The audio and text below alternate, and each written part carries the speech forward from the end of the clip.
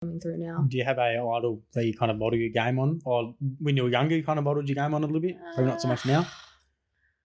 Not really, if I'm honest. Yeah. I know people usually do. There's no one that really sticks out to me that I like really worship. Obviously, being at Eagles, especially through that era, like you loved Benny Cousins, Chris Judd, Daniel Kerr. But then obviously, I guess with where they're at in life, I don't really look up to that. I probably look up to people outside of football and how they are as a person, because I think, you know, especially with my journey, I feel like, you know, I've had to really look at my life and my identity, because it was so much football. I felt like I was defined by football so much. So having the injuries that I've had to really look at that a little bit differently and realize that I'm not just a footballer. I'm so much more than that. I'm a daughter, I'm a sister, I'm a friend. 100%. So I think, modeling my life off people, my family,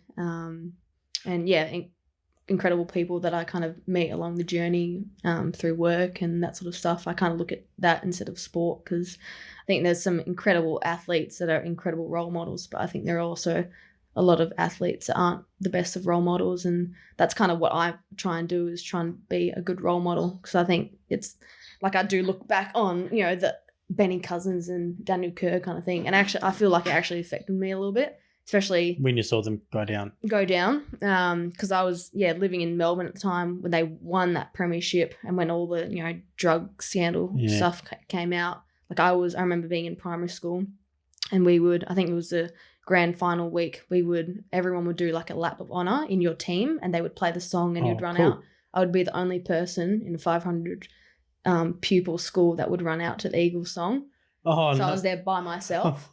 And the first, I think, 2006 when they won, I was like, this is cool. And then the years following, I was like, no, this isn't cool. And I'd get so much crap from other people, like, you know, drug cheats, blah, blah, blah. So I think, looking back on that, like I don't want to, I don't really look up to I think that's a maturity thing as well. As you kind of get older, you kind of realize that sport might not be the only thing that's important in life as well. And then you kind of realize that's other things, like being a good role model to, you know, you're your father, you're a daughter, you're a, you know, sibling, you know, you're everything else. And it's only one part of your life. That's only going to be 5 to 10 years. And I think it's, because of my rehab and my journey, like I've realized there's so much more to football.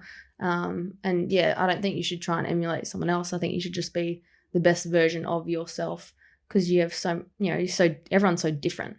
You can always bring something different to the table. So I think, being true to yourself, and obviously we all have flaws, but acknowledging them and, you know, working at them and working off other people is, you know, always the way to go. You say you identified yourself as a footy player. I probably had the same kind of, when over the COVID, everything shut down, I kind of lost myself a little bit, because you kind of, like there was no coaching, there was nothing, like there was no gym, and then everything that was like what I identified myself with, like coaching, footy player, being around a footy team or a team just in general, working out a lot. I wasn't able to do any of that. Really, it's like I was like, oh shit, I fucking lost everything, and now you got to turn to what was next year, which was your family, right? Yeah, exactly. So I'm pretty fortunate. I think my journey has shaped where I'm at now in regards to my career. So I'm a junior pastry cook.